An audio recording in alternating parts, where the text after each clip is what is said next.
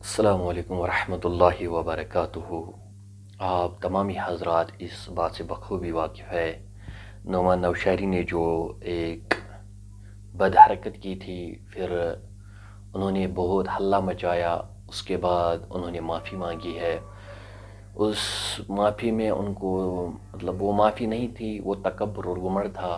اس کے بعد مفتی ایوب صاحب نے اپنے پیج پہ ایک پوسٹ نکالا کہ انہوں نے کہا نہ یہ ترجمان دیوبند ہے، نہ یہ مستند عالم ہے، اور نہ ہی مستند مفتی ہے، ابھی یہ شاگرد ہے۔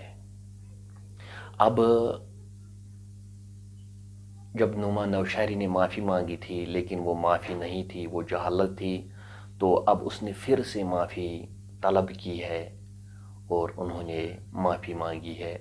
آپ سبھی حضرات جانتے ہیں کہ انہوں نے خود اعتراف کیا نہ میں مستند عالم ہوں، نہ مستند مفتی ہوں۔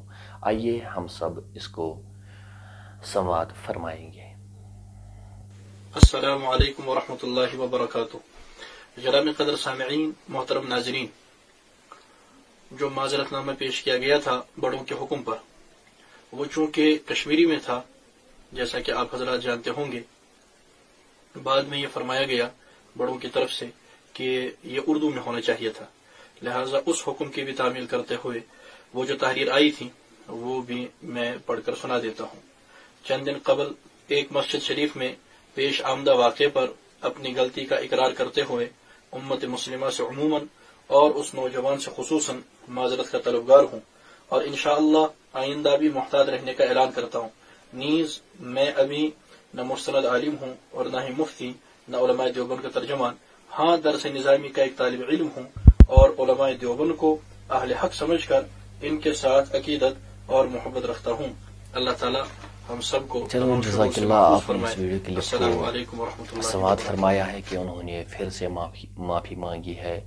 ان کے پاس تحریر بھیجا گیا اور اس نے وہ لوگوں کے سامنے پڑھا اور یہ بتا دیا ہے کہ نہ میں کوئی مستند مفتی ہوں، نہ میں مستند عالم ہوں، میں ابھی درس نظامی کا طالب علم ہوں۔